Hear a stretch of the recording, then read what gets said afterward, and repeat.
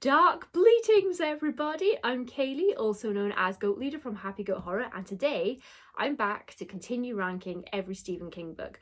So we're ranking short story collections and novels. We're excluding things like the Marvel Dark Tower comics and also screenplays that have been published as well. We do have 3 other videos that came before this. We're ranking them in reverse order, so just my opinion, so from worst to best. If you would like to watch those videos before you watch this one, I will link them down below for you so you can find them. But otherwise, we're just going to carry on. We're going from number 50 to 41 today. Just going to have a little sip of my tea. I'm on the Earl Grey today. If you've watched any of the previous videos, you know I can't talk about books without a cup of tea.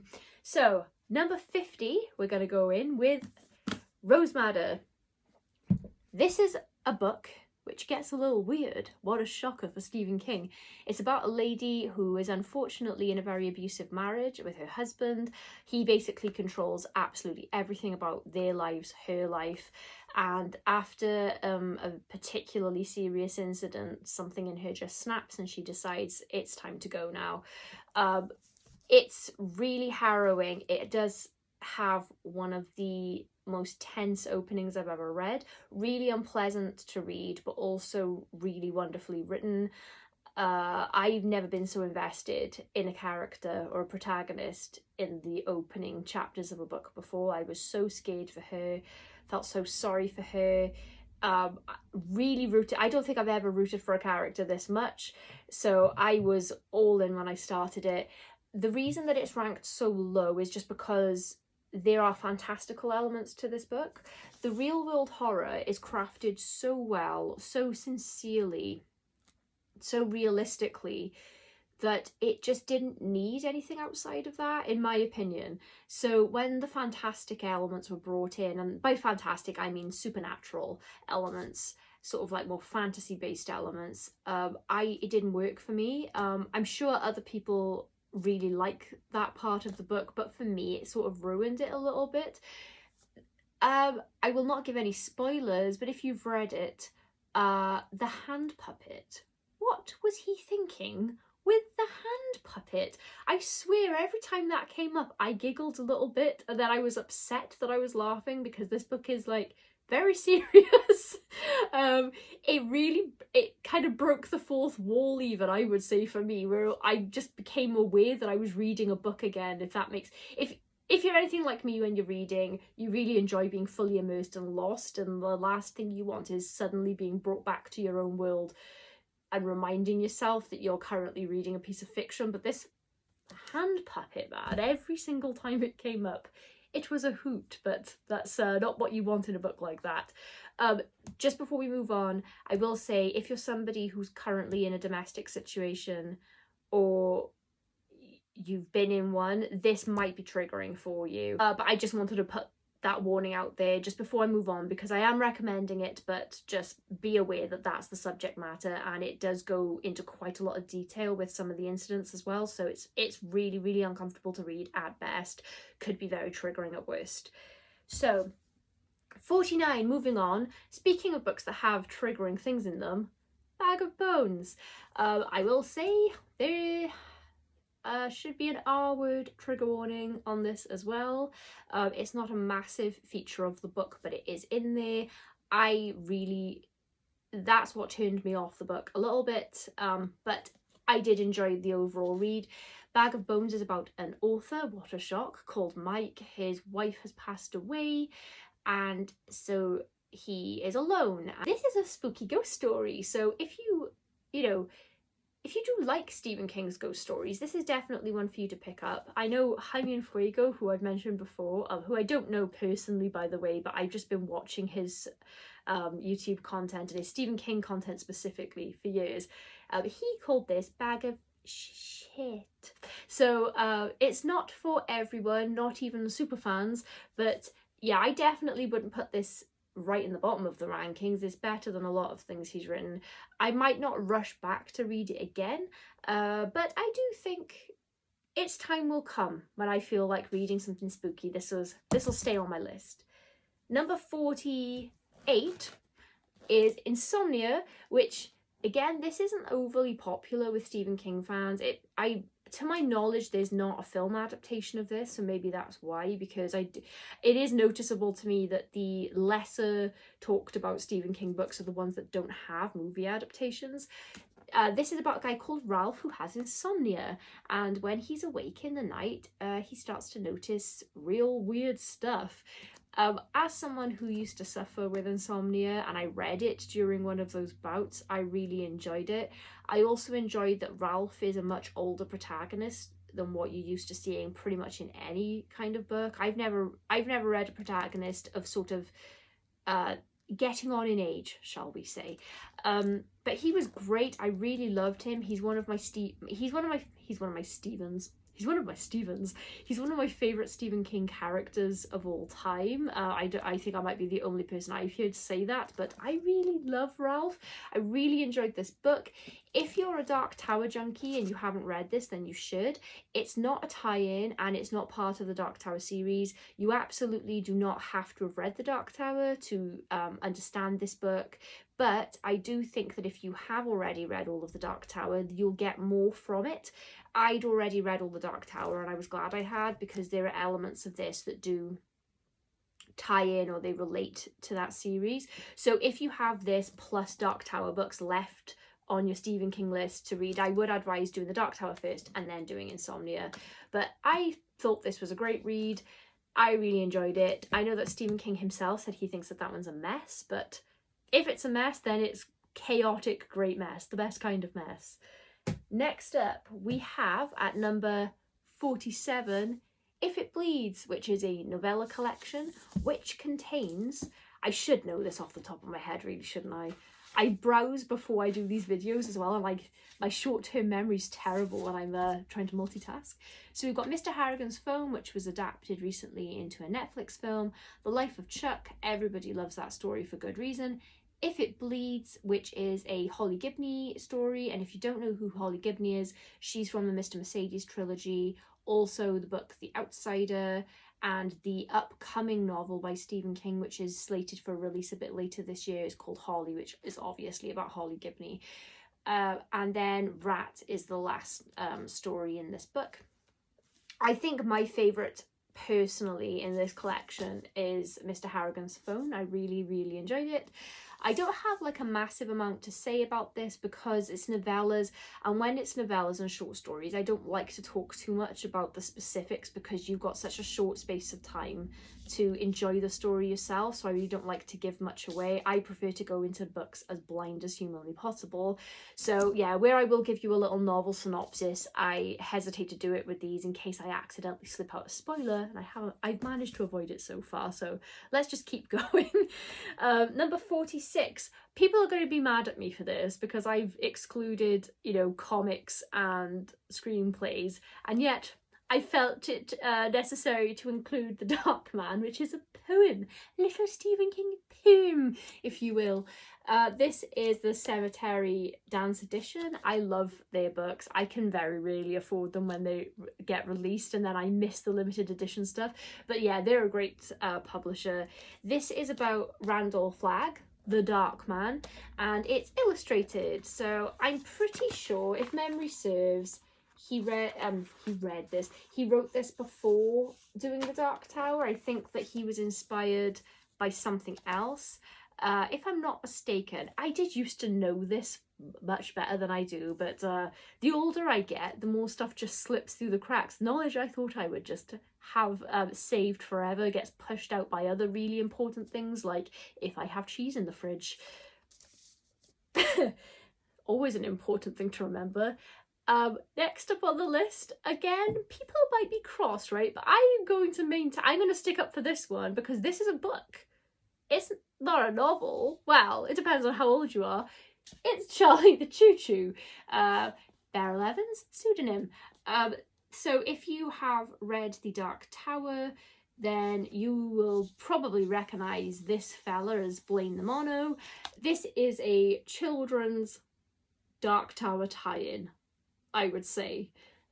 It's also illustrated. I really enjoyed it.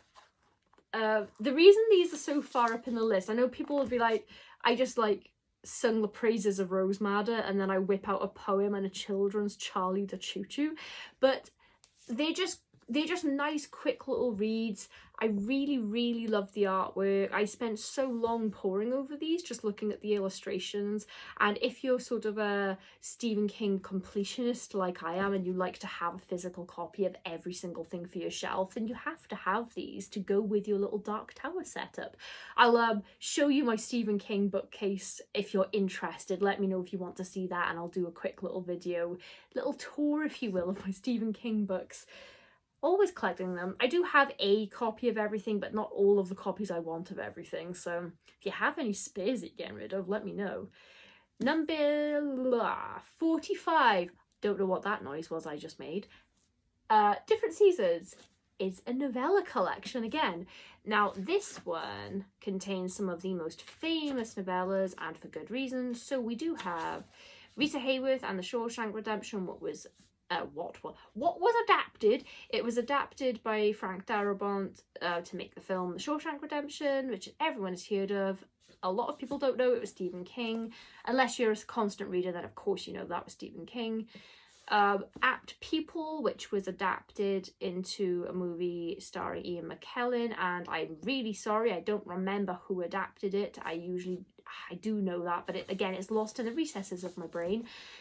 The Body, which was adapted into the movie Stand By Me by Rob Reiner, and The Breathing Method, which I believe is in production. It's all the movie rights have been sold or something, but it isn't currently a visual medium property. So yeah, this is a great collection. The Body is my favourite story in there, very closely followed by Apt Pupil. This isn't like to say The Shawshank Redemption isn't great, but I love Apt Pupil and The Body. The Body is so heartwarming. If you haven't seen Stand By Me, what have you been doing with your life? I realise it came out in the 80s, but I just demand that stop what you're doing. Finish this video and then immediately go watch Stand By Me. I love that film so much.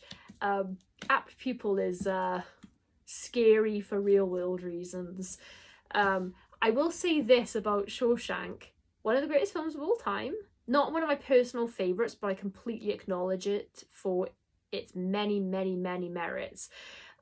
Frank Darabont, who adapted The Shawshank Redemption, also adapted The Walking Dead from the graphic novels, and so he was responsible for the first couple of seasons. And they fired him for some probably stupid reason before they got to the season where they were in the prison. Now, who in their right mind fires the guy responsible for The Shawshank Redemption and The Green Mile, and he adapted both of them, so he is the king of adaptations in my opinion. Who decided to let him go before they get to the prison season in The Walking Dead? Are they mad? That's my little rant. Thanks for coming to my TED Talk. I could go on about it more, but I won't. Let's just move on. So, number 43 is Cell. Now, I know what you're going to say, but if you're judging this by the film, stop it, and just stop taking it out on the beloved book. I think Cell is great. It's about, how to explain succinctly. So everyone's phone rings, everyone who answers it experiences like a pulse or a frequency or something, and it turns them into, psycho zombie-like versions of themselves. So they lose all their bodily autonomy basically, and then they just turn into what are essentially running zombies. This book is great. It is an homage to George Romero, but not the old zombie films. It's an homage to, that's gonna bug me. What is it? The Crazies. That I don't know why I'm pointing at you. It was The Crazies though. Obviously not the remake with Timothy Olyphant, who I love, and I do like the remake, but the original version of that film was an adaptation of this. No, it wasn't. This is an homage to that. Sorry, I got excited because I love George Romero and zombies, and this is what happens. I'm going to do some zombie content a bit later on once I finish doing these. There. Anyway, there are zombies, the world has fallen to crap, and there are survivors. I really didn't like the adaptation so much. Stephen King wrote the screenplay and he changed the ending, and it was the ending that I really didn't like in the movie as opposed to this. If you've seen the movie and you haven't read this, give this a chance because it's different. It is different. Moving on, number 42 is Revival. So this is about a guy. This is basically a story of like a guy's whole life. There is a is he a priest or a pastor or something? But he's some sort of religious leader, and I think he does faith healing, something like that. It's been a few years since I read this, and our main character just keeps encountering him, and then they start working together on something. And I will say this is sort of sci-fi horror, I guess, religious sci-fi horror. It's very weird. I wouldn't know like specifically where to put it in your subgenres. I didn't like it when I first read it. I found it boring. I was kind of just like reading it just to get it read, because I never ever DNF a Stephen King book. I always persevere to the end. And then the ending, I was like, oh wow, okay. So I really didn't like the whole book, but that ending though. And then I thought, well, overall, I didn't like it. So the ending can't save it. And then, I don't know, 3 or 4 years later, I was like, wow, I'm really still thinking about that ending all of the time. It's, oh, as far as sort of Stephen King's horror goes, the ending of this book really paints one of the most horrific pictures he has ever put to a page. So I went back and reread it, and I completely changed my mind, and I now think it's great. I would highly recommend it. If you're reading it for the first time, just kind of go with it.